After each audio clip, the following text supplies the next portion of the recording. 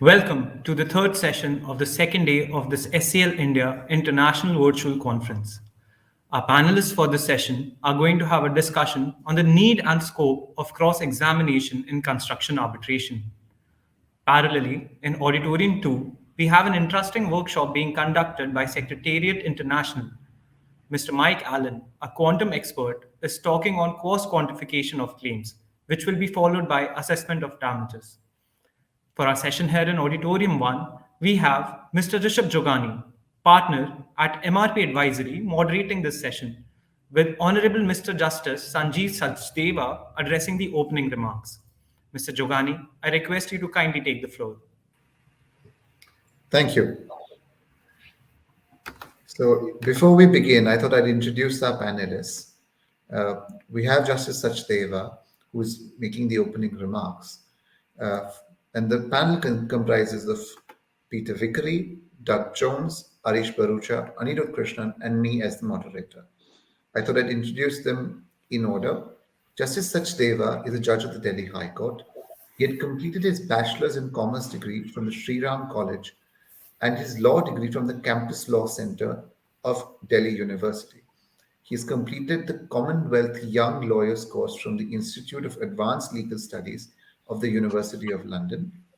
As an advocate, he practiced before the Supreme Court of India, Delhi High Court, and the District Courts of Delhi. He was designated as a senior advocate by the Delhi High Court in 2011.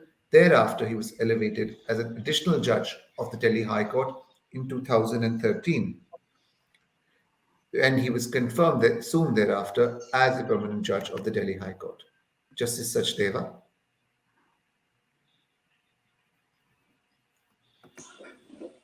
Thank you, Mr. Jogani. You see, we all talk of need of cross-examination. But the key factor today is, what is cross-examination? Because at most of the time we lose out on how to cross-examine. We all know when to cross-examine, but when not to cross-examine is again a very crucial question. And how would you conduct a cross-examination? A badly conducted cross-examination can not only demolish the defense, but can even help the prosecution or the claimants in their claim. Now, cross-examination has always been considered to be an art, but actually there is a science behind cross-examination. And the science behind an effective cross-examination is something which can be taught. I had been part of a program which was conducted by the British Council in India in training in examination and cross-examination. So there are some certain key factors, we actually call them the 10 commandments of cross-examination, which have to be kept in mind when cross-examining a witness. First and foremost, preparation is the key to any cross-examination. If the advocate is not ready, cross-examination will not be effective.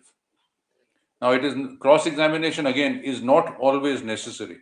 It's not necessary that you have to cross-examine the witness. You may or may not choose to cross-examine. In a given circumstance, if the testimony goes in your favor, or the witness has left out certain things, you may decide not to cross-examine. Because in cross-examination, sometimes what is not stated in examination in chief may be stated in cross-examination. Then you have to have a goal for effective cross-examination. Now, when you have a goal, is what is it that you want to achieve? You have to have a route plan for cross-examination. And the key factor in cross-examination is it has to be kept simple. Sometimes one would like to impeach the witness, the credibility of a witness. Well, you have to learn the intricacies of attacking the credibility. There is a concept called 3 C's of cross-examination,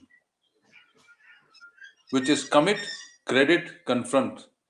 When you're faced with a situation where the witness is resiling from his earlier statement or making a contradictory statement or produces a document which is contradicted by an earlier statement, you will have to follow the 3 C's, which is commit. First, make the witness commit to an earlier statement. then credit that earlier statement. And thereafter, the third C, confront him and then ask him to state as to what is correct, what is not correct. If that is done, that method is followed, then you will have demolished the credibility of the witness.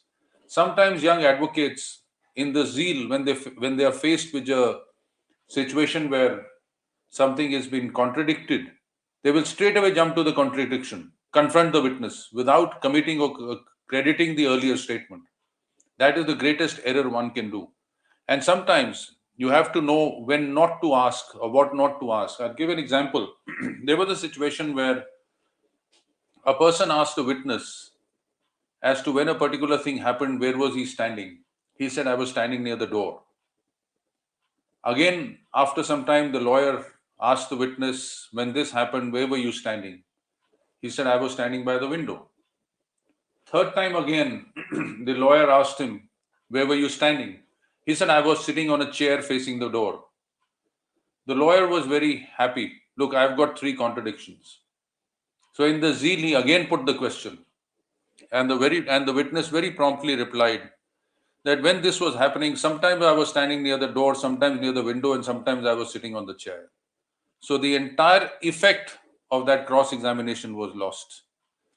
So a lawyer has to control the courtroom with his questions. He has to control the witness. And how do you control a witness in cross-examination is by asking leading questions. Short, concise questions have to be in the leading form. Otherwise, the witness will take control of the courtroom, which is something that a cross-examiner cannot permit. Another key factor in cross-examination is that the questions have to be in pyramidal form, where you lay the base and then slowly go up the pyramid to that crucial question on that particular point. You have to also control the courtroom with your presence. Everybody has to focus only on the cross-examination and keep it safe. Now, a lawyer has to start strong and finish on a high note when he's cross-examining. Now, these are the 10 commandments of cross-examination. Another concept which I would like to touch upon is how do you deal with expert witnesses? Sometimes what happens is that experts are brought in as witnesses by both sides. Now, both experts are giving a different version. So, what does the court do, or what does an arbitrator do? Recently, the Delhi High Court Division Bench, of which I was one of the members, and our judgment was authored by Justice Ravinder Bhatt, which is Micromax Informatics Limited, which brought in the concept of hot tubbing, which is a phrase which was used by the Australian courts, the Canadian courts, but that has been brought into India by that judgment. Hot tubbing is the phrase for experts giving their evidence concurrently. That is, both the experts are put in the witness box together. Now, although courts or tribunals may have varying practices, but where both sides want to produce their experts, then both the experts are put into the witness box together, sworn and affirmed together, and given the opportunity to answer the same question, then to comment on each other's replies and enter into a dialogue with each other, and then show to the court it's actually the 2 experts arguing with each other and coming to a solution. That judgment also lays down various steps and procedures that have to be followed. So this was something I wanted to just share in the issue of cross-examination. And I will leave it to the experts to now talk about when it is necessary and what should be the scope of cross-examination in construction arbitration. Over to you. Thank you so much, Justice Sachdeva, for those enlightening words. I'll now introduce the panelists. We're joined by Peter Vickery. Peter Vickery is a Queen's Counsel who joined the Victorian Bar in 1978. He took silk in 1995 and practiced principally in building, construction, and engineering law, where he undertook some major cases in court and arbitration, which included being briefed by the Commonwealth of Australia in a closed-door arbitration concerning the Australian Collins class submarine feat. He joined the Supreme Court of Victoria in 2008, where he established and managed the Technology, Construction and Engineering List of Cases, the TEC list. On retirement from the court in 2018, he assumed practice as an arbitrator and mediator.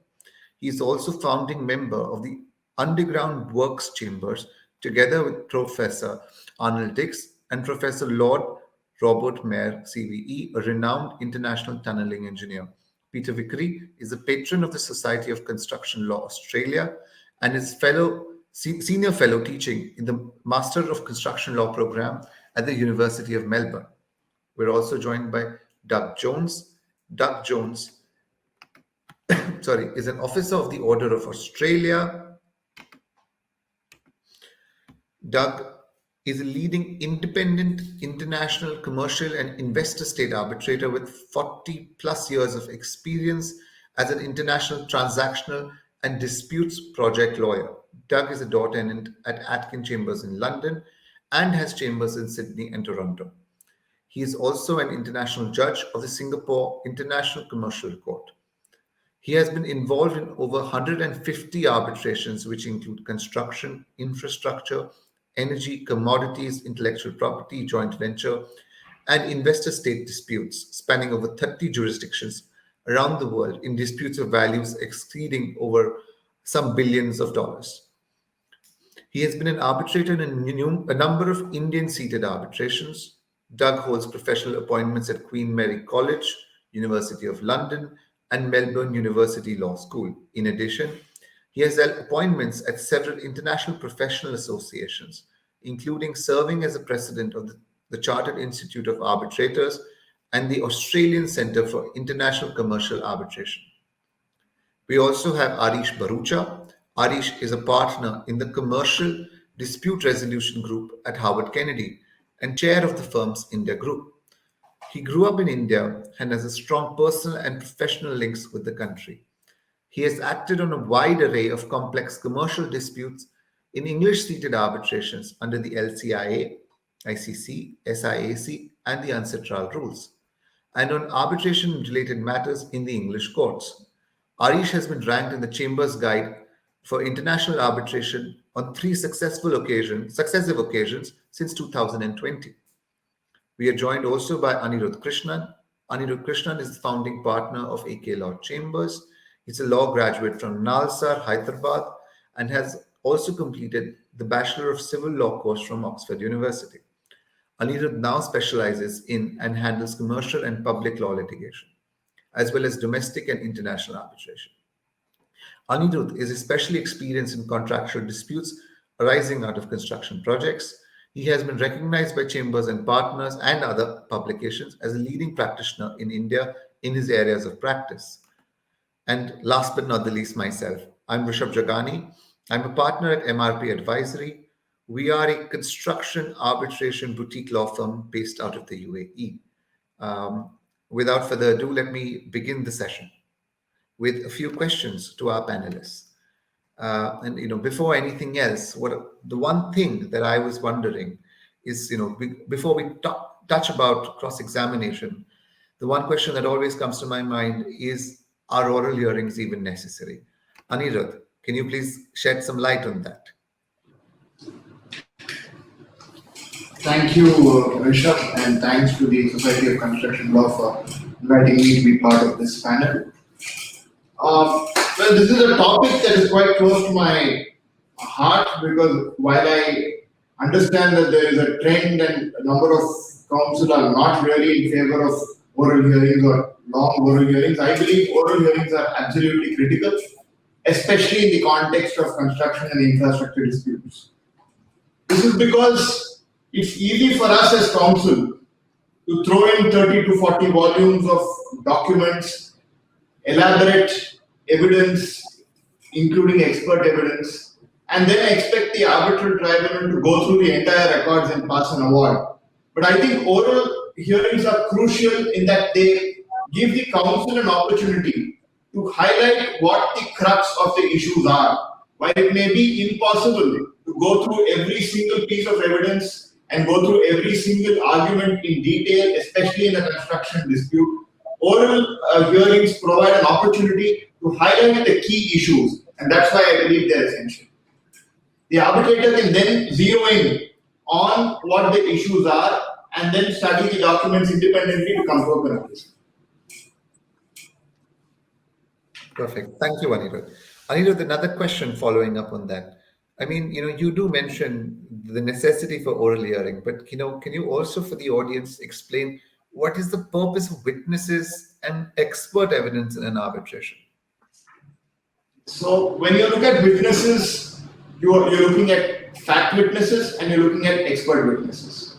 Now, fact witnesses are essentially produced to prove facts, right? So when I talk about facts, fact witnesses either prove specific facts that are not backed up by documentary evidence.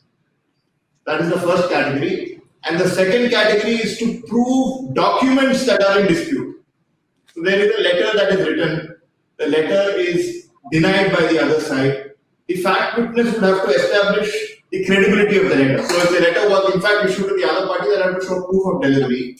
Or if it is a third party letter, the witness would have to speak as to how the letter in fact would stand proved as to when they would have either been the signatory or they would have reported to somebody who signed off on it who was no longer available. So that kind of evidence. And in construction contracts, one very crucial aspect that comes in is on quantification of claims, on methodology of quantification. In some cases, experts get into it. In some cases, you do have factual witnesses who talk about it who have been involved in the claim quantification process contemporaneously. The second category of experts, the second category of witnesses would be expert witnesses. Typically, in a construction contract, in a construction dispute, expert witnesses come in to establish two aspects: causation and quantification. As you are all aware, in order to establish a claim for delay damages, you are looking at proving breach, proving causation, and proving the quantification. Therefore, you are showing that, in fact, if you are appearing to the contractor, you are going to be trying to establish that the employer, in fact, delayed the contract by not producing drawings in time, by not handing over site, etc. And then you would be establishing that, in fact, it was these delay events that delayed the project.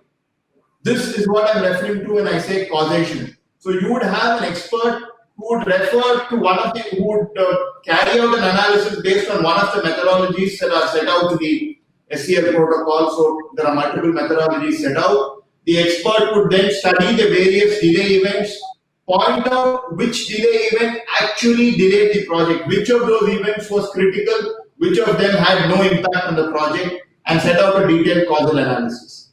Another aspect where expert testimony is often required is on quantification, because in most of these kind of disputes, you have very voluminous records that need to be studied. You also have multiple methods of quantifying losses. So usually you have expert testimony in complicated construction disputes. You may also have experts on other engineering aspects. For instance, you may have delays relating to piling that arise in a particular case. In such a situation, you would think of bringing in an expert on piling who could analyze the issues involved, and you may, for instance, in one case, we had an issue as to whether the delay in piling was owing to a design fault, in which case the employer would have been responsible, or whether it was due to an execution fault, in which case the contractor would have been responsible. In these kind of cases, you often have engineering experts who testify as expert witnesses.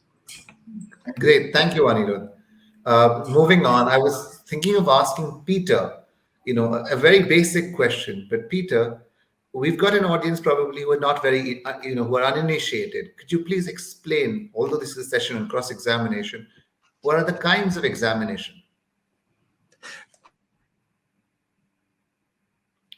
I'm unmuted now. Thank you. Good afternoon. And it's a privilege to be with you all this afternoon. It's approaching dinner, so I won't be long in Sydney, Australia. the different types of examination. We start with examination in chief in the traditional setting of a court, and that's what I'll be referring to, where the calling of a witness involves providing evidence to support the case of the party calling the witness. There are two basic approaches these days, either calling a lay witness or an expert by way of an oral hearing. Alternatively, the second is more common these days, particularly in arbitrations, to call a witness through a prepared witness statement. And the preparation of a witness statement involves its own special needs and approaches. We also have, of course, cross-examination, where the principal position is to obtain evidence favourable to one's client, to weaken or destroy evidence given opposing your client's case, and thirdly, to attack the credibility or reliability of an opposing witness. Whether or not cross-examination is necessary depends on what is exposed as being an issue in the case. Not uncommonly in construction disputes, one has and is faced with competing pieces of evidence, either from a lay witness or from an expert. How do you decide as the arbitrator or the judge between the competing views? Who is the most reliable, whether it be a lay or an expert witness? Who is to be ultimately preferred? Which piece of expert evidence is acceptable, either through the hot tub process or the conventional process of calling witnesses one after the other? In my view, where one has stridently divergent positions adopted either by an expert witness or a lay witness, cross-examination can be an invaluable tool in assisting to decide which witness is to be preferred over the other. It seems to me that these objectives remain as the essentials for the need for cross-examination. However, the style of cross-examination has changed dramatically over the century that we've just experienced. Cross-examination had its origins in jury trials. The trier of fact was a jury, whether it be in a civil case or a criminal case more commonly. But the style has changed immeasurably from what it once was. We have two influences on that, it seems. The growth of active case management, both in courts and in arbitrations, where efficiency and cost effectiveness are key elements and critical elements now in the conduct of litigation and in arbitral proceedings. But secondly, we have the growth of specialist tribunals and specialist arbitral tribunals, where commonly the arbitral tribunal is constituted in, for example, a construction case by one or more members who are specialists in the particular field under question, whether it be a question of metallurgy, intellectual property, high tech or whatever. And it seems to, therefore, that construction and engineering as specialties are particularly important in this field. And therefore, one has developing a pressure to alter the style of cross-examination from what it once was, which was a flamboyant art form, very largely designed to destroy a witness before a jury. But the forum these days is much more technically focused and much more efficiency-minded in the way in which the proceeding is conducted.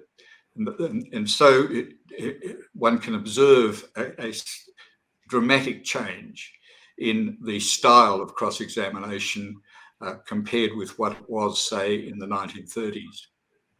Perfect. Thank you. Moving on, Doug, I was wondering if you can explain to the audience what is the exact value of cross-examination and is it really necessary? Well, thank you. I have to apologise for the background noise. I'm sitting in an airline lounge at Heathrow, and you've just picked the moment when an announcement is about to be made. Can you hear me clearly despite the announcement? Yes.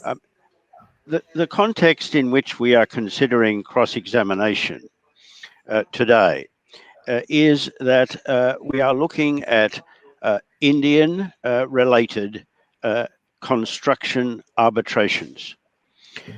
And it is important to set that scene in order to adequately answer the question of cross-examination needed or not and purpose.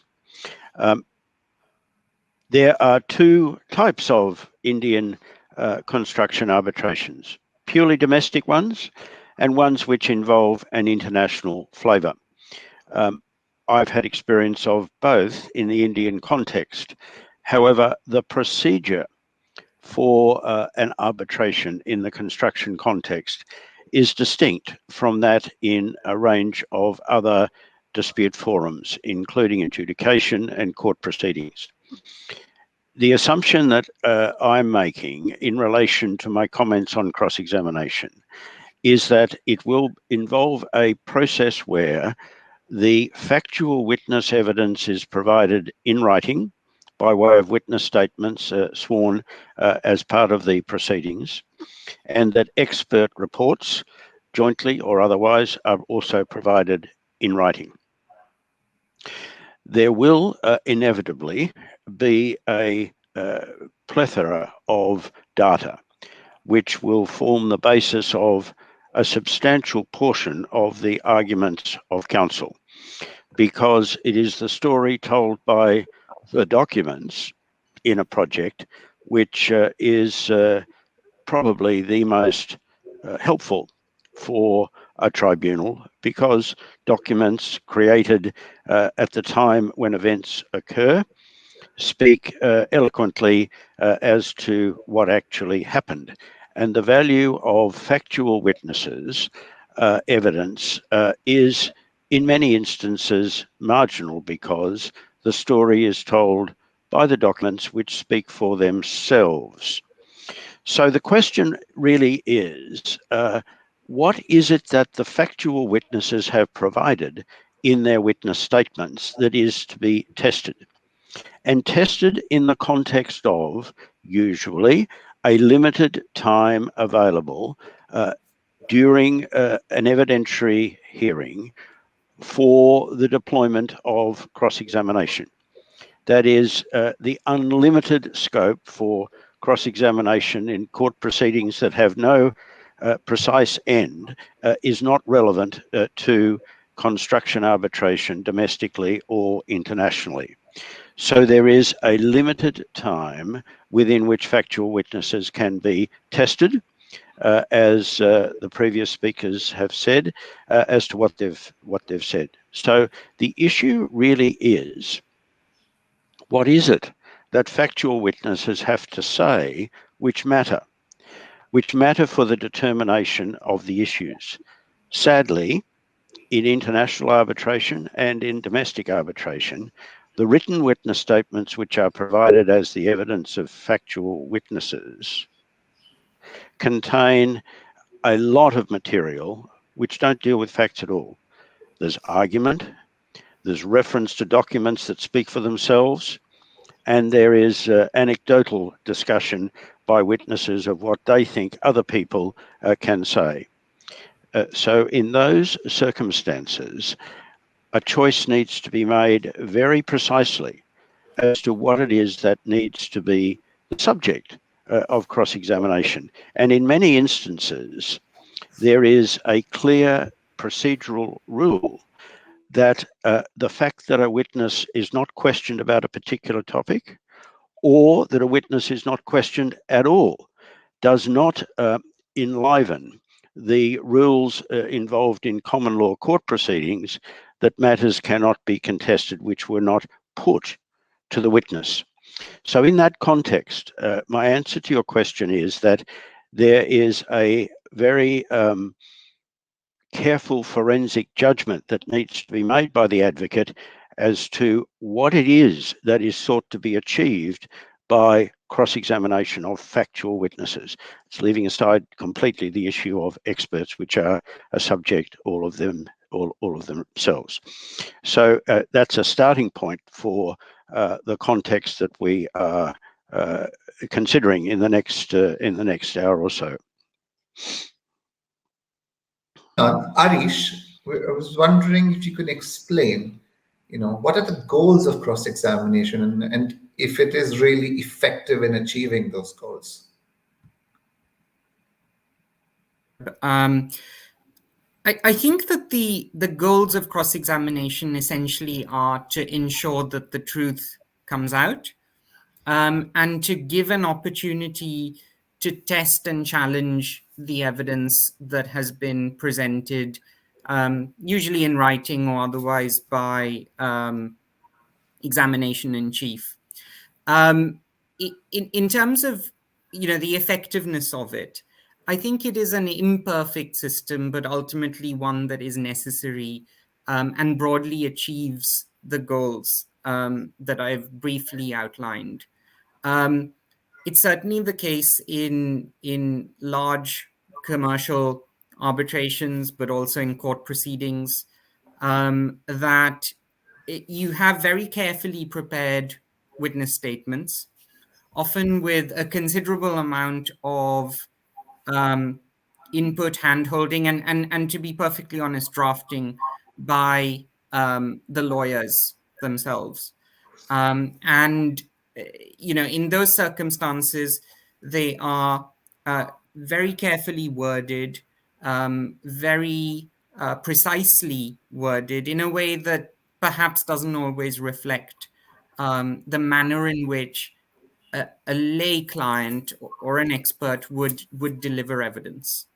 And then this is, increasingly witness statements are getting longer. As Doug mentioned, very often they deal with issues that shouldn't even be in witness statements. And so cross-examination helps to focus in on the issues that are really important to the dispute.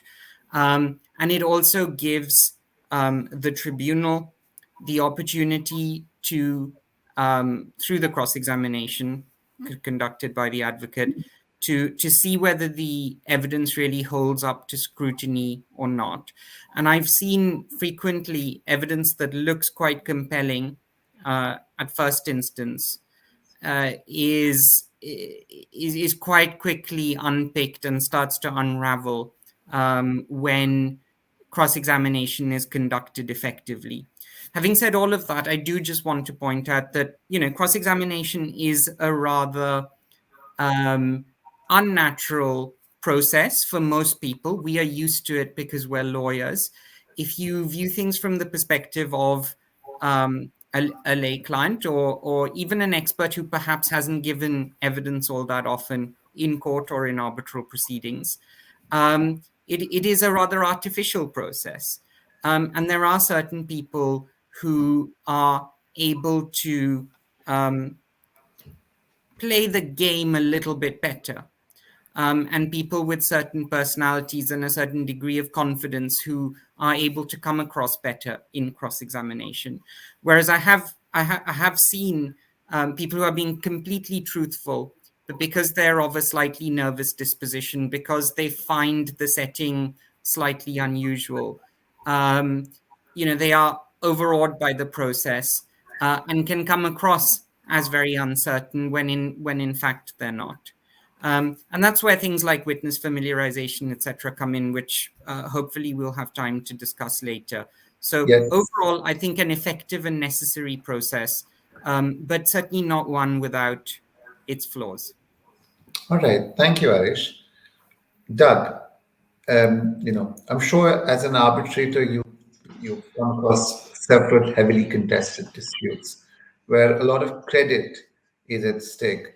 Can you let us know what are the things which must be put to a witness? I mean, is there anything specific in your opinion? My experience is that credit in the traditional sense of who's lying and who isn't is not often an issue in construction arbitration.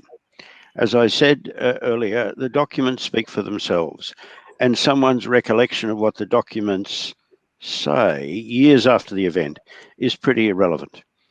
However, there are some instances which are more occasional than common, where there is an accusation against a particular witness of improper conduct or a question of misleading conduct, particularly in the context of the creation of estoppels or the like, where a serious issue is argued. Now, I mentioned earlier that it is generally accepted as a procedural rule in construction arbitrations that it is not necessary to put to a witness something which is later going to be contested, as it would be in common law court proceedings governed by the rules of evidence.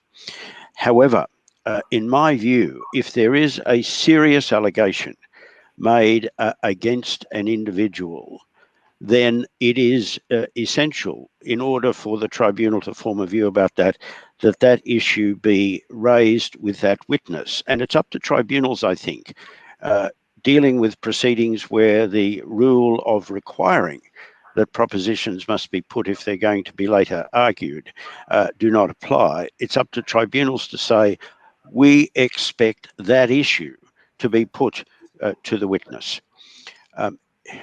That is, I think, an important matter of procedural fairness, as well as an important issue for the tribunal to decide these occasionally serious credit issues that aren't solved by just looking at the documents generated at the relevant time. Yes, I would agree with Doug. The rule in Brown and Dunn is the common law principle, and it really is a principle of fairness. In other words, as Doug has described it, unless the witness under attack has had the opportunity to comment upon the allegations that are raised, it is fundamentally unfair. And for that reason, it clearly falls within the arbitral rules, which are most common, to apply fairness in the course of the process. And striking out Brown and Dunn is all very well, but if there's a serious allegation, as Doug has described, then it's absolutely essential that the matter be put to the relevant witness. Thank you for those comments. Anirudh, in a construction arbitration, something that we're all dealing with, a lot depends on experts and their testimony. Fact witnesses may or may not really change the case as much as an expert does. What do you think, in your practice, is the best method to cross-examine an expert? I think there are broadly three aspects that I would look at. This will, of course, depend based on the nature of the expert evidence.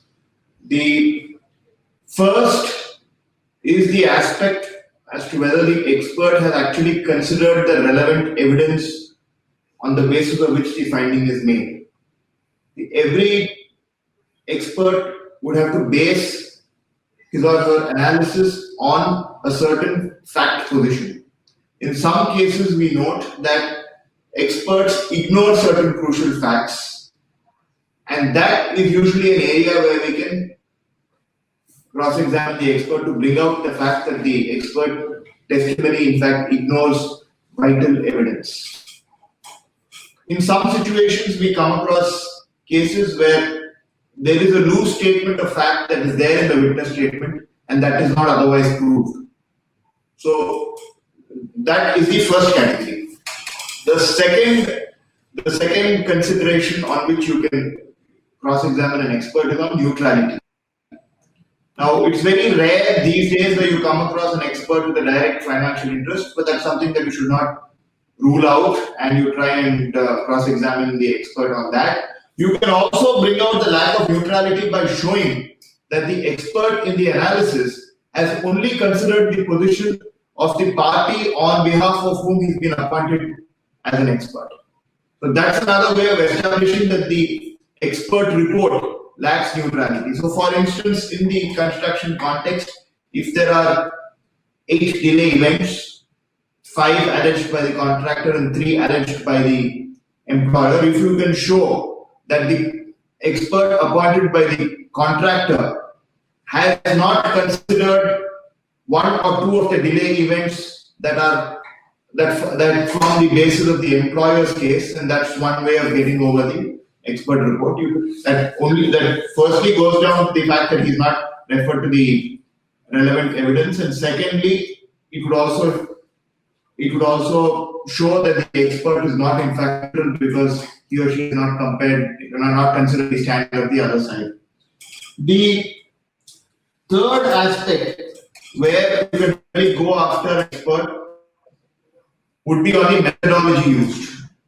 Now, there are multiple methodologies for delay analysis, and I think there are detailed studies on which would be the more appropriate method and which would not. Sometimes you come across expert reports that use a methodology that is inherently flawed, and that's another area in which you can go after the expert. Then specifically in the Indian context, I have noticed that where documentation is sometimes not as extensive as you would have, for instance, in a project in Europe or in the United States, there would be some fact findings that are referred to that are not necessarily backed up by documents. So in relation to these, we often come across experts making statements based on trade practice. They're supposedly based on trade practice, but sometimes they're only to further the cause of the party that's appointed them. So that's also an aspect which you can get into. These are broadly the issues. Of course, these are not cast in stone, and it depends on the nature of the testimony. All right. Thank you, Anirudh. Yes, I would like to add to that with 2 points. One is what assumptions has the expert actually relied upon, and are those assumptions made out factually in the evidence? A second matter to look to are the qualifications of the expert. They're often taken for granted, but occasionally, and I have had one case where this was manifestly the case, where the qualifications of the expert were manifestly inadequate. And once an exploration of that was undertaken in cross-examination. Thank you. Arish, one thing that I've noticed is, especially now, there's a trend of emergency arbitrations and interim orders on the basis of witness statements being issued by clients. These are, there is an oral hearing, but there is no cross-examination at this oral hearing. It's really restricted to the issues of law and fact. What is your view of whether there should be cross-examination or a mini trial of sorts before interim procedures, in the are issued? Sorry, I was on mute. It's a really interesting question. The default position in England in the courts, but this is very much carried over into English-seated arbitrations as the procedural law that is adopted is that you don't have cross-examination in interim hearings. And I think there's good reasons for that. We're all conscious of the need to conduct arbitrations in a manner that is proportionate, timely, efficient, and cross-examination at every single stage and for every interim application that is made would impact adversely on that. I think that very often it isn't required at the interim stage, but certainly you're right, Rishabh, that there are certain applications or matters that appear interim in nature, but might ultimately be dispositive of the matter as a whole. For instance, I've done an arbitration where stage one related to it was a derivative claim that was sought to be brought by arbitration, and in any derivative claim, you first need permission to continue the derivative claim. In those circumstances, the permission application, as it were, can be ultimately dispositive of the claim as a whole, because if permission isn't granted, the case doesn't go any further. So although that's technically an interim application, it goes to the substance of a case. And I think in that sort of scenario, there is certainly an argument that cross-examination would be valuable, perhaps not to the same extent as you would have in a final hearing, but that there should be some limited scope for cross-examination there. In my view, I think there are times when an arbitration tribunal is issuing orders, and those orders stick for a really long time. An international arbitration may go on for 2 years in a construction setting. Peter, I was wondering, what is your view if, say, for example, an order is issued on the basis of witness testimony, but eventually that witness is not produced at the final hearing? What would you do as a tribunal in such a scenario? Peter, you're on mute. One would have to establish the basis for the order being made, and if it's founded on a factual scenario, which is essential for evidence to be given either orally or in a witness statement form or affidavit or whatever. Unless that happens, then the order can't be made, surely. And if that's the case, the applicant before the arbitral tribunal would simply fail or be directed to produce appropriate evidence to support the order before the matter is dismissed in the award. That would be my view. Perhaps give the unwitting litigant before the arbitral tribunal the opportunity to address the defect. But unless that is achieved, then it seems to me that there's no proper basis for the order to be made. Anirudh, very often I think we also come up with situations where the witness is no longer available, and I'm sure clients come to you with a proposition that let someone else appear and give testimony. What's your take on that? If you have already Sorry, Anirudh. No, Anirudh, please go ahead. Yes. So if party A has filed a witness statement and then party B wants to testify on the same thing, then party B would have to then file his or her own witness statement. They can't testify to the witness statement filed by another party. But it would obviously be open to seek the permission of the tribunal to bring in somebody else as a witness, but they obviously will have to file in their own witness statement and not rely upon the witness statement already filed. There could be an overlap because they may have handled they may have been part of the same team that did the work on the project, and so you may have somebody else competent to testify on the same issue. but certainly a new witness statement would have to be filed. All right, that's an interesting approach. Peter, again, Can I just Sorry. add to that Yes. that my experience of unavailability of witnesses has primarily been in the context of experts. And over my period as an arbitrator, I've had 3 dead experts who sometimes passed away quite close to the evidentiary hearing. And there, in that context, it is necessary to allow for someone to step in to that expert's role, consider the material, and to, if necessary, supplement or change the opinion. But that is a context where it is a different issue than where you have a factual witness who's given a witness statement but will not appear for cross-examination. Perfect. Thank you, In Doug. fact, we had a similar instance last month where an expert had testified on US laws, and then the expert was not available on the date of the hearing. So they said that the other side had requested for somebody else to testify. We had opposed that, saying that it would not be appropriate for another expert to come and testify on the same statement. Tribunal accepted it, but in 2 days they produced a copy paste of the same statement in the other expert's name, and then we had to cross-examine the new expert, but it of course helped us because we could establish that, in fact, in 2 days the new expert could not have independently evaluated all the material.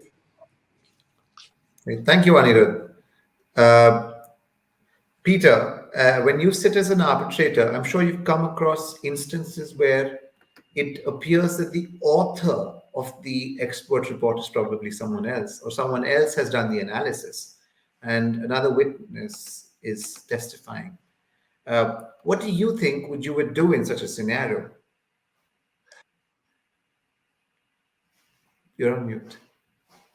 I think what I would do is seek an explanation for that event if it becomes evident, because it seems to me that to have a witness not who's actually the author of the report, not present himself or herself to the arbitral tribunal, and subject themselves to cross-examination and to explore their qualifications or the assumptions on which they proceeded, appears to me to be a total inadequacy in the process.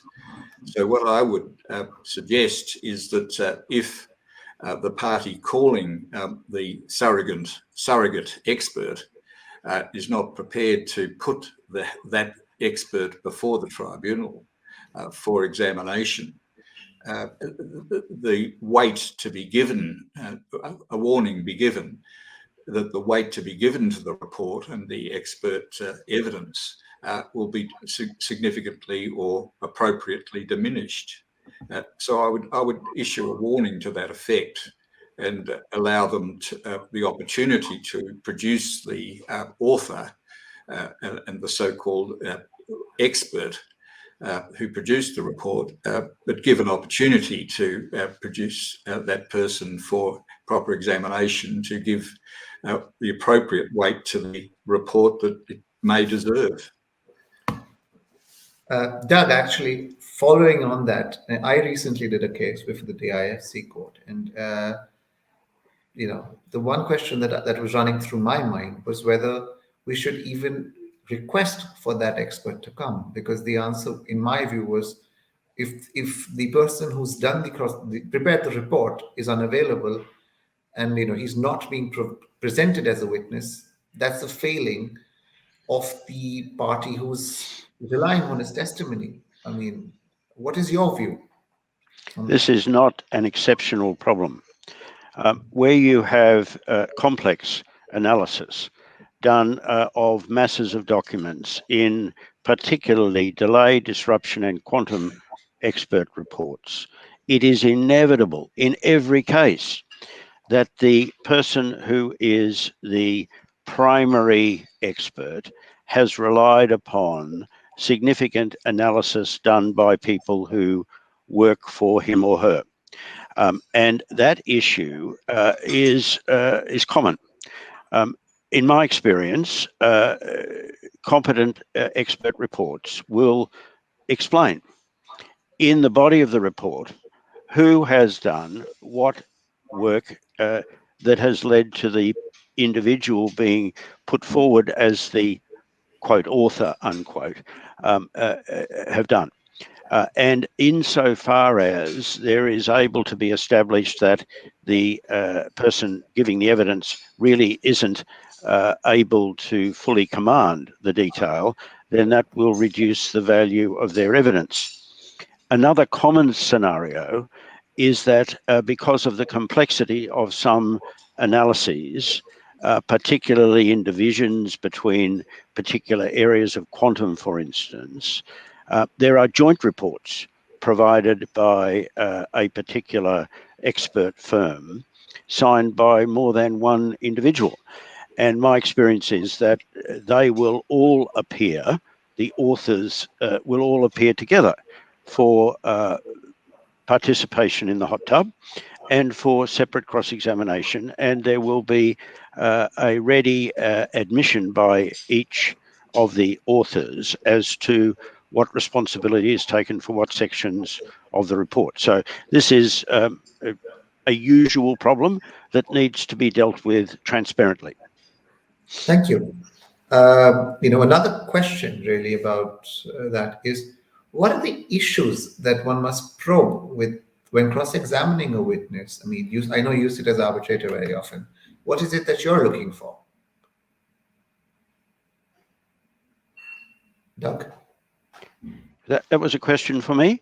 Yes, I apologize. Sorry. What am I looking for?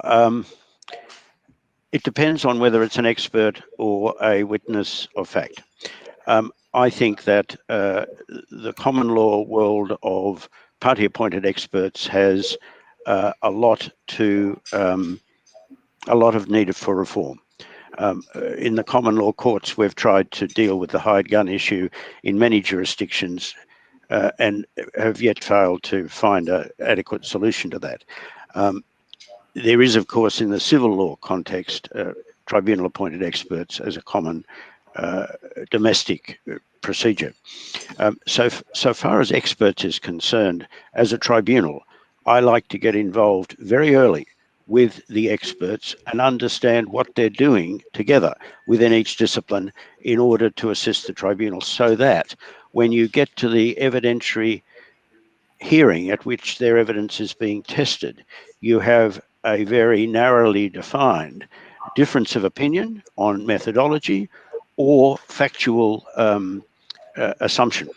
And that is what can be tested. For factual witnesses, I think from a tribunal perspective, it is very helpful to try and winnow from the written witness statements that contain a lot of material that isn't factual what the key issues are that the witnesses can help with. And in fact, I try to have some intermediate case management conferences during a case in which I will ask the parties why they really need witnesses on particular issues, given what has emerged, so that I can understand exactly what the factual witnesses can assist with. But I should mention that my experience of cross-examination of factual witnesses is that counsel use cross-examination for purposes entirely unrelated to what we've been talking about. They use cross-examination as a means of ensuring that tribunals see documents that they don't trust that the tribunals actually read. And they also use factual witness cross-examination to draw to the tribunal's attention provisions in complex contracts that they don't think that the tribunals actually read.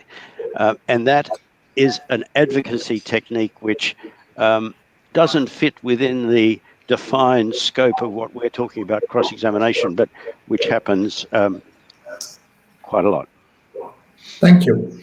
Yes. Arish, Could I follow up on that? With regard to hot tubbing, I've always adopted the approach of it being a two-stage process.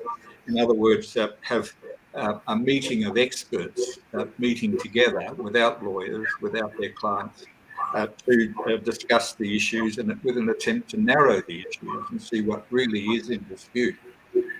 And that has been successful in a number of cases, with the result that the second stage of the process was where the actual hot tubbing takes place in the court, where the expert witnesses are called together at the same time and follow through the process that's earlier been described. But the meeting first, I think, is critical and very useful. Thank you. Can I just say that I think there is a need for proactive case management in this context.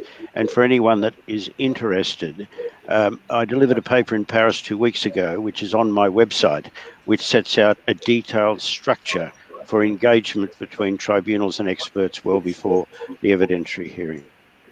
Thank you, Doug. I was going to ask Arish actually about a very important topic, which is witness coaching. That's something which is a very sensitive topic. But, there is, of course, witness coaching, which, is a problem. But you also have something which is witness familiarization. Arish, can you just, elaborate a little bit on both issues, please? Sure, Rishabh. Right. So witness coaching is absolutely impermissible in England. And that is whether you're conducting court proceedings or as an English solicitor or barrister if you're conducting an arbitration. Coaching is essentially telling a witness what to say, rehearsing their testimony with them, preparing them to give answers, doing a mock cross-examination, and then taking them through and steering them through what was positive and what was negative from the dry run, as it were. And it's not just frowned upon. As I said, it's not permitted. It's a serious professional misdemeanor if you were to do it as a solicitor or a barrister in England. And as I said, that's whether it's in court or in arbitration proceedings. Now, the issue that arises with international arbitrations is that not all lawyers are bound by the same rules. There are jurisdictions in which witness coaching is perfectly legitimate. And so what I have tended to do in international arbitrations where there are lawyers from different jurisdictions representing the parties is to request the tribunal to lay some ground rules in the procedural order at a relatively early stage so that there is a level playing field.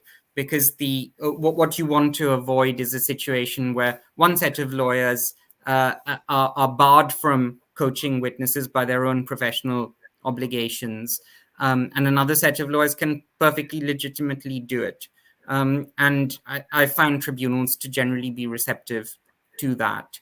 In terms of witness familiarization, the lines can be blurred, but witness familiarization is legitimate. And what it is I was mentioning earlier how artificial cross-examination can be to people outside of the legal profession and experts who've done it very often.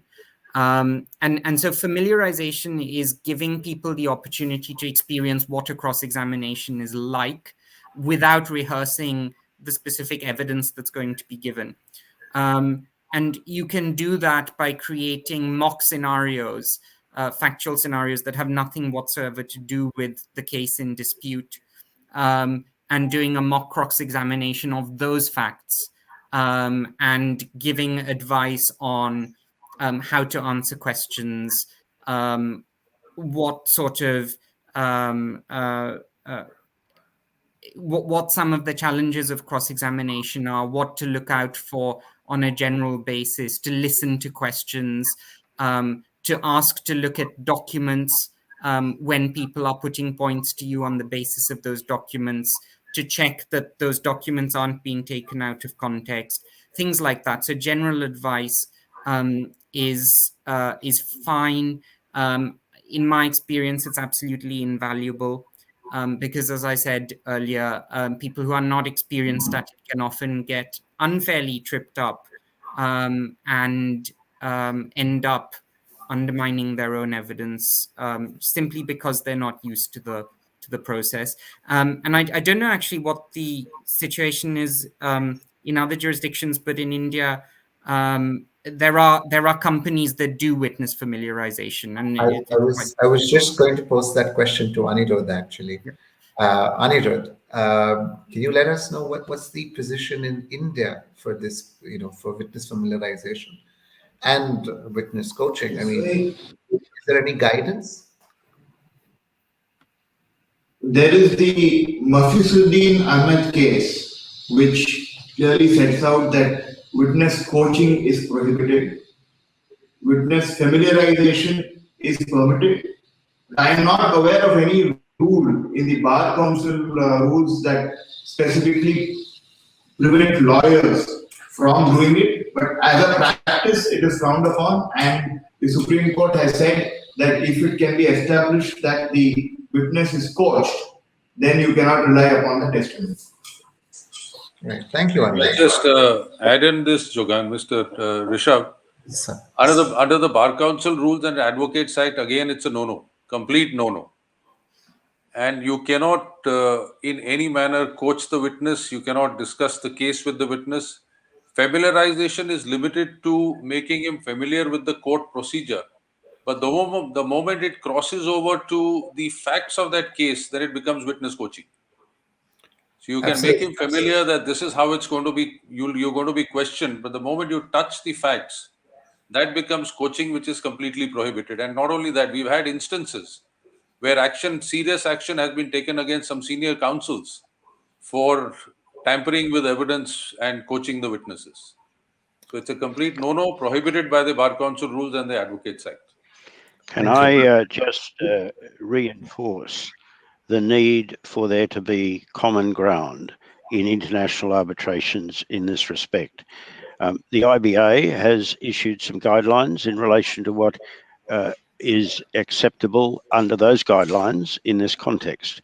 But it is clearly the case that if American counsel do not prepare their witnesses, they can be sued for professional negligence. So it is a divide of considerable magnitude in the way advocates from different jurisdictions approach this question. So having common ground, as suggested, is absolutely critical. What I do as counsel was hand to a lay witness, for example, inexperienced in the process, a list of 8, I think it was, pointers as to how to conduct yourself under cross-examination. It dealt with things like basic things like listen to the question, answer the question, don't be argumentative. If you need a break, ask for one, that sort of stuff. And I found that quite useful as a handout, if you like, to lay witnesses who hadn't experienced an arbitral or court process before. I was actually going to add one more thing, and which is a problem, especially owing to COVID, is familiarization is becoming necessary as well when you have e-bundles. You have witnesses who don't know how to use this technology, and if you're in a construction arbitration, you've got thousands and thousands of pages. So it may be necessary also for an efficient conduct of a proceeding, just to familiarize them, not necessarily with anything else, but just how or what to do with the technology. Otherwise, you'll have a trial where the witness is just looking for papers, for hours. There is a clear difference between rehearsing the factual evidence to be given and coaching as to how to answer particular questions, and generally familiarising a potential witness with the process. As we've described, either the technical aspects or how to approach cross-examination and deal with it. It's an interesting time for a question to Doug, actually. I note that we're really short on time. We're about 15 minutes, but Doug, can you give us some pointers on how can counsel effectively make impact in a short time? You have a lot of witnesses, so how would we do that? Can you give us some Yes, tips? it's a challenge for a limited time hearing to work out what to actually cross-examine about. And my advice is to concentrate on the key issues of merit, which are likely to be able to be explored with that witness, leaving aside, of course, areas where it's likely that that witness being cross-examined will reinforce the other side's case. But that issue is a very difficult forensic judgment. And the second comment that I would make is that it's critical for the cross-examiner to be flexible. Now, all of you will no doubt say, of course, but I see many arbitrations where counsel come in with a prepared line of cross-examination for a particular witness, and they stick to it, whatever the witness says, even where there are opportunities created by the answers by the witness to spear off into an area of considerable value. In fact, some of them say, oh, I think I might miss the next question.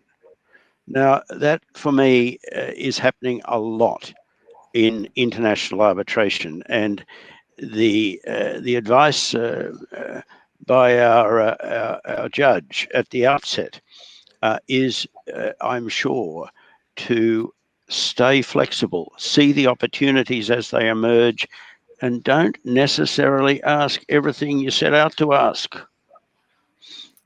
Thank you. There's a question that's really coming up is to Peter. Peter, I know that you sit as arbitrator very often, and especially in the past 2 years of COVID. I'm sure one thing that's really important in cross-examination as an arbitrator, you'll notice, is demeanor.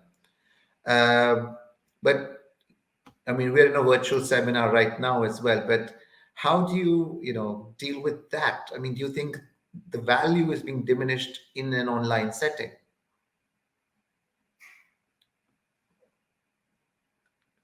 Well, yeah, undoubtedly it has to a degree, but I still think that in the contemporary context, as I've described it initially, where one doesn't have to have the drama, if you like, or the theatre of cross-examination before a jury. We've gone right away from that to a more clinical approach for the reasons I've explained.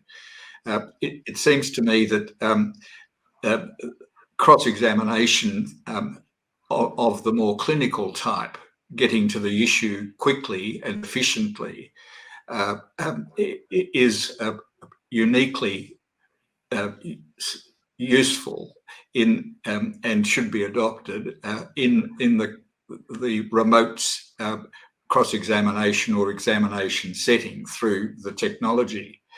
And I rely upon something that Sandra Day O'Connor, a US Supreme Court judge of note, but in the 80s through to 2006, once said that cross-examination doesn't have to be cross.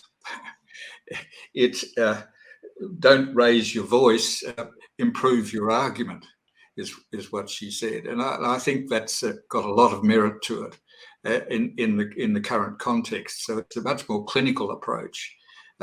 It needs, with the remote hearing style of advocacy, great preparation of the documents, particularly that are to be put to the witness, and preparation is critical, and also advising the witness as to how the technology is to work and what to expect. So those are my comments on the question, Arish. Thank you. I was going to ask Arish, I mean, COVID again, and I'm sure you've been doing arbitration hearings recently.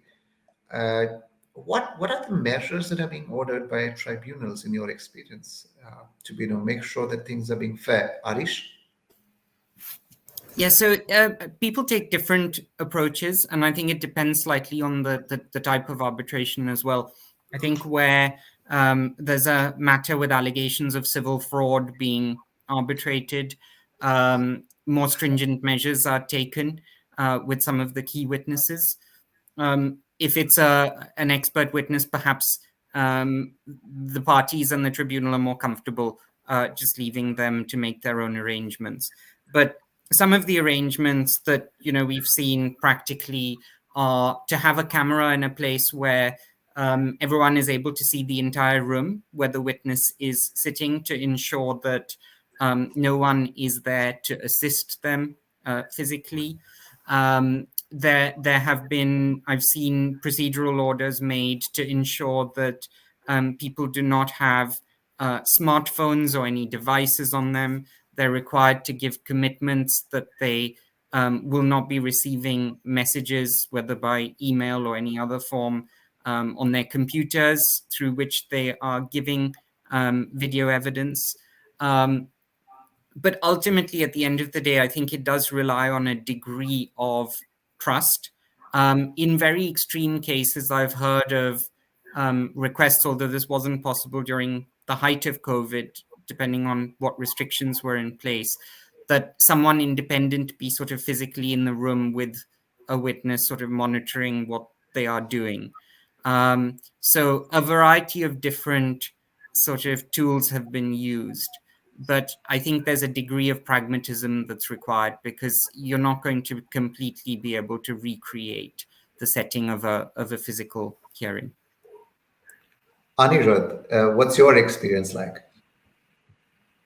Yes, in fact, we have had situations where the last of what Arish mentioned was required, because while the protocol set out by the tribunal did provide that witnesses must be alone in a room.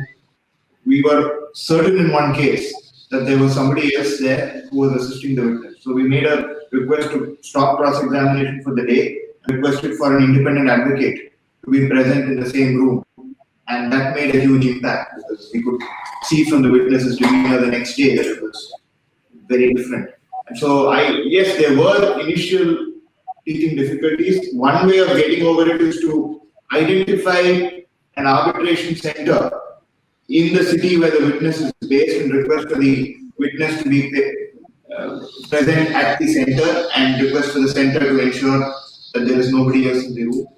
So I think we are finding ways of getting over it, and I think in a lot of ways this period has helped us embrace technology, and that has helped Indian arbitration move forward. Rishabh, may I just step in at this? The Yes, sir. Delhi High Court has recently released the rules of recording of electronic evidence through remote hearing, and what Arish was mentioning as the last option, that one of it provides that an independent person is present with the witness to ensure that there is no prompting of the witness, because it's possible, as Arish mentioned, that you can receive prompts on the screen that you are looking at. There's someone hearing parallelly what is going on, the question put, and promptly a prompt comes and the witness then reads it out without giving any indication that someone is actually prompting the witness. So it's essential to maintain the integrity of the cross-examination, that someone independent is there in the room with the witness. Peter, Doug, I mean, you sit as arbitrators. Are there any, different measures that you are ordering as well? Peter, first. Yes, I have ordered that steps be taken to prevent illicit parties who aren't actually part of the process in a confidential arbitration to basically prevent third parties coming in and disrupting or taping, if you like, the process. And I've had one case where that was ordered, and preventing illicit third parties hacking into the system and making a variety of orders to prevent that, which was successful because we had a clean run as far as we're aware, that there was no disruption of that kind from illicit third parties joining the confidential session. So yes, that was one special step that I took in one case. Doug? From the beginning of COVID and virtual hearings, I developed a quite detailed protocol, which I provided to parties for their comment for dealing with all of the issues we've just been talking about. I haven't had any problems, but I think, as Arish said, it depends on the case. Some cases are more sensitive than others, and the level of trust between parties varies from case to case. So the question of the extent to which there needs to be enforcement of particular rules, including additional cameras in the room and the like, depends on what the party's level of comfort is. But the procedures are now well established and they seem to be working well. Thank you. Arish, a question that about cross-examination. I mean, we've spoken about experts, we've spoken about witnesses, but the other thing we've not discussed is really, other parties, which is someone like an interpreter. When dealing with one, what's your experience like? I mean, I'm based out of the UAE, so that's one region where interpreters are very common. Yeah, I found it can have a huge impact on the cross-examination. I've seen simultaneous interpretation take place, for instance, of a Russian individual who was giving answers in a very calm and measured way, but the interpreter was emoting of her own accord and was giving the impression through the way in which she was interpreting that he was much more flustered than he actually was. And of course, that's what you're hearing through your headphones. So it seems like a small point, but I felt on that occasion that the interpreter perhaps wasn't, we were on the other side, so we were very happy about this, but we felt that the interpreter perhaps wasn't doing right by the person who she was interpreting.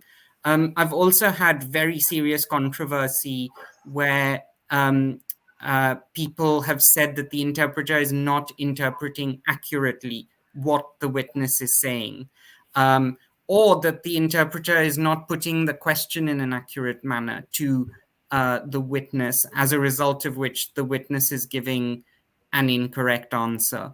So I've been involved in a number of cases where it's caused huge issues. It's very hard to do anything about it, of course, because you are reliant on the interpreter that is present at the time, and it's very hard to change that around. And I think ultimately it will be for the judge or the arbitrator to be perceptive as to what is going on, and make decisions as to how much weight they are going to place on something that is being said through an interpreter. Yeah. Can I just say that I've banned simultaneous translation from virtual hearings because of the very issue that Arish has raised, because you can't hear the witness in his or her own language. All you can hear is the interpreter. So only consecutive interpretation is allowed in the hearings that I'm doing virtually. The other thing is that I always ask each party to nominate an objector to the interpretation, so that that avoids a whole pile of counsel all familiar with the language intervening at various times, and it also ensures that objections to the way questions are put or answers that are provided are raised immediately at the time. Thank you. I mean, coming to that, actually, that raises a very interesting question. Peter, the chess clock is really the method that's used very often in an international arbitration. Simultaneous interpretation or consecutive. I mean, how would you allocate time for that? A difficult one. What I have done in the past is to short circuit time taken with objections to questions, to direct that objections to written witness statements, whether they're lay witness statements or expert, be filed with the arbitrator, myself, well before the hearing, and grounds for the objection. And what I have done is actually rule on the question at an early point, so that the parties coming to the arbitration hearing already have 99% of their objections dealt with and ruled upon, so that that has the advantage of actually shortening the oral hearing and not wasting time during it, but also allowing parties who have questions objected to address those issues in a non-objectionable way. And I found that to be a very useful process. In a hearing last week in London, I allowed 2 extra hours for the need to have interpreter cross-examination. Sorry, Doug, we've lost you. I said in a hearing I had in London this past week, I allocated an additional 2 hours for cross-examination through an interpreter to the party needing to do that, rather than have equal time. And it worked out well. Thank you. Anirudh, what's your experience like with interpreters in cross-examination? Well, I think by and large what has already been said, but I think one thing is, we've had one instance where there was a Korean interpreter, and we also felt that the witness understood English. So it's not that the witness got additional time in responding to the questions, which we thought gave the witness a bit of an unfair advantage in that particular case. Otherwise, we've had one more instance in a domestic arbitration where we had an interpreter between 2 regional languages. The witness spoke Hindi and the arbitrator did not know Hindi. He knew only Tamil. And therefore, you needed an interpreter, and that was more ad hoc, because at that point when the witness came, the arbitrator did not know that the witness knew only Hindi. So that sort of delayed things a fair bit. It was not as efficient. But yeah, by and large, I don't have anything else to add other than this. You know, Anirudh, you actually bring out a very interesting point, which is that if the witness knows English, and is there an advantage? I mean, I did a matter a few weeks ago, and my witness thought he knew English, but you know, it's only when he was being cross-examined is when he realized he didn't understand what the question meant. He knew conversational English, not really, you know, English good enough to have been cross-examined. So yeah, an interpreter may or may not, you know, be relevant. I think we're up for time already, but I think this has been a wonderful session. Thank you, everybody.